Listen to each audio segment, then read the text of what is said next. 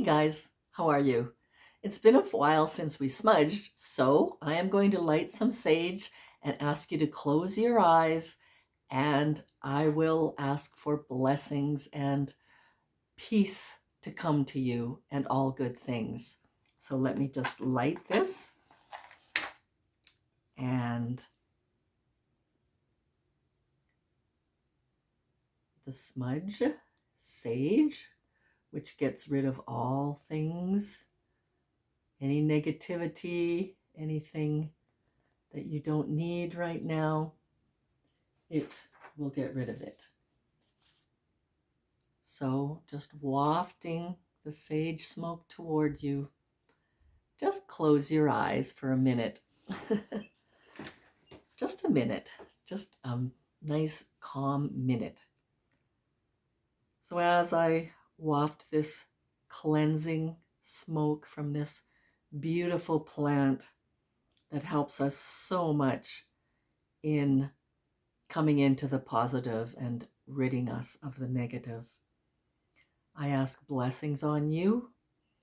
I ask the Creator to send down to you whatever it is that you need in this moment, and that may I say something that catches your attention or serves you well during this Eagle Heart Manifestation episode. And I ask blessings on your family, your house, your pets and houseplants if you have any, and your relatives and friends.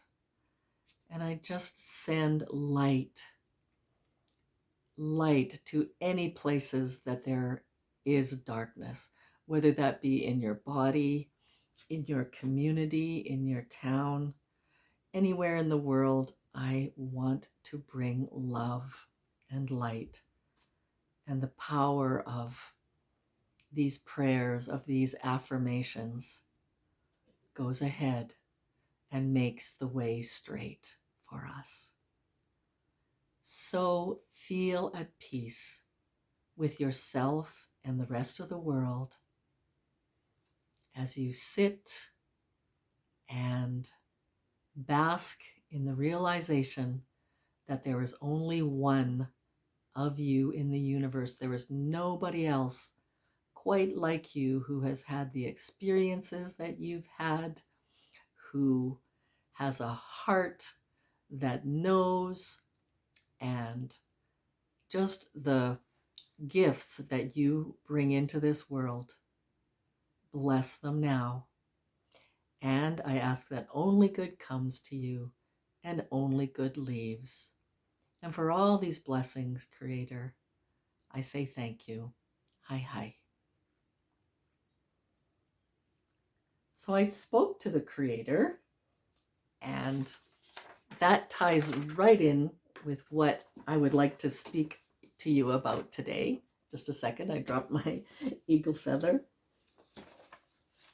And eagle feathers should not stay on the ground. In fact, at a powwow, if an eagle feather falls from somebody's regalia, the dancers have tail bustles. They're bustles that are like a fan of eagle feathers. And if one should fall and drop on the ground, the whole powwow is stopped until an elder comes forward and blesses that feather and picks it up and gives it back to the owner of the regalia, of the powwow regalia.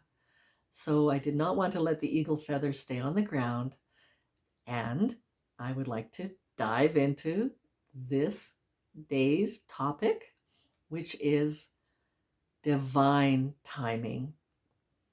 You know, the Creator does not know time, does not know space, and is so much more all-knowing and all-seeing than we are. So when we're stamping our foot and having a bit of a hissy fit, or being in doubt that no, our manifestation isn't coming, and why isn't it? I'm doing everything right. I'm scripting. I'm feeling as if I'm falling asleep, feeling as though I've already got the thing, and it's just not coming. That's because the universe has your back and is aligning you to be ready to receive that which you are manifesting. You know, sometimes, well, I can think of when I was in Thailand, I remember mangosteens. They're this beautiful purple fruit that tastes kind of like a pineapple and a strawberry. And there was a tree in our yard, and I couldn't wait. They were ripening. I couldn't wait, and I just grabbed one and cut it open and took a big bite, and it was horrible. And my neighbor was watching me and just said, "No, no, no, no, you've got to let that fruit ripen." So he was so right. If I would have just waited, as I did wait, as once I learned that they don't ripen until they turn absolutely a deep, deep purple. When I waited, when I let the fruit ripen, it was so sweet. It was perfect. So we don't interrupt the flow of divine timing because, as I said, the Creator knows better than we do. And if you're, for example, stuck in traffic and you're, cursing and just beside yourself that you're not moving ahead and you're maybe going to be late, the Creator knows that there may be an accident ahead. And the Creator actually is slowing you down so that you don't fall into any danger. The Creator has your back, even though often you cannot see that the Creator is at work. Creator is at work, and all is divine, divine timing. I haven't spoken about Skydancer for a while, my nonprofit cultural center, Indigenous Cultural Center and Art Gallery, but it was 2017 when I started to try to get Skydancer happening, and I called quite a few meetings, and people would come and then they wouldn't come the next time. They'd drop out, they'd send somebody instead of themselves. They couldn't make it, and it just was not happening. The time wasn't right, and I was very frustrated, very, I guess, upset that people weren't getting it, and I had to let it go. Then a couple years later, it felt right to try again.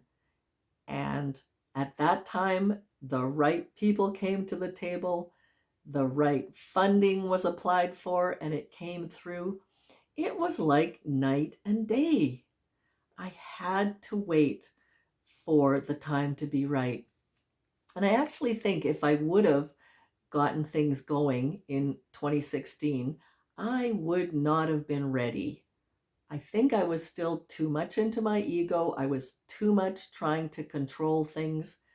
And I needed to just chill out and do a little bit more self-healing to become a leader. I always hated the idea of leadership. And I was so, worried about myself and what people thought that I could not even imagine being a leader because then everybody is aiming either their goodwill or their anger at you because you're the leader. So I needed to just chill and learn and get into the mode of being able to lead Skydancer. I also took a job when I was younger as an editor of a newspaper, a weekly newspaper called Windspeaker. And I just thought I had, hit it big and that I deserved this job and my staff was going to, be the best. We were going to make that paper just be twice as good as it ever had been. But I was not ready for that job. The people, my staff, could see that I really didn't know what I was doing. I didn't know a lot about Indigenous culture. They called me an apple, which is red on the white outside, but white on the inside. And it was just very, very painful.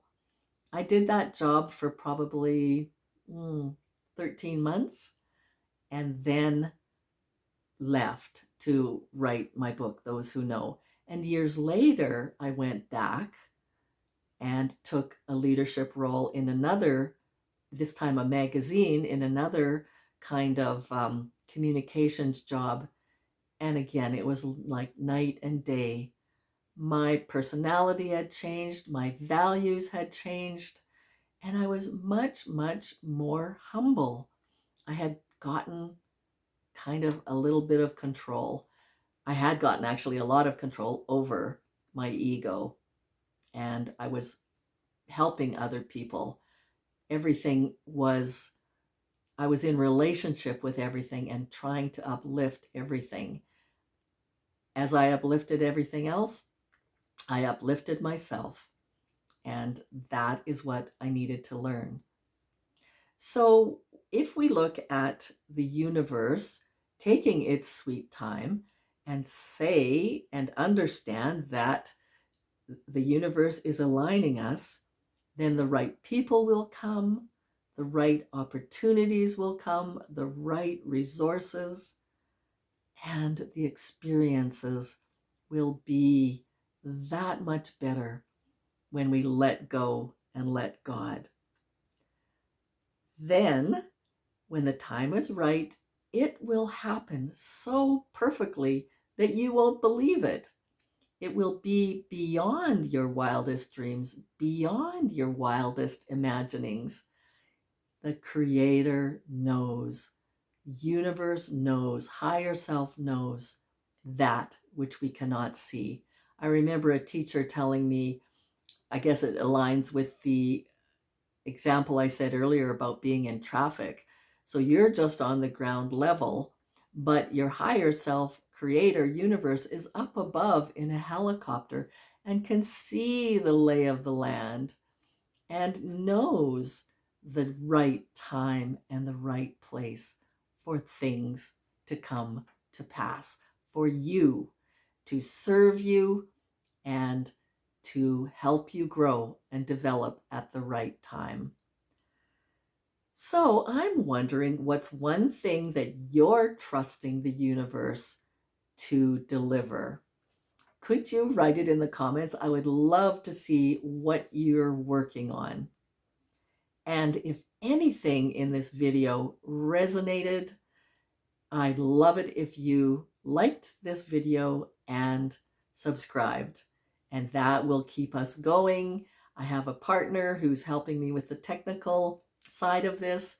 And we're just so grateful for the people who have signed on and are coming along for this beautiful spiritual ride that looks at manifestation in a very spiritual, giving light. And sometimes I think that's what's missing. So thank you for listening. Kinan Skomatan. Hi, hi. We'll see you in the next video.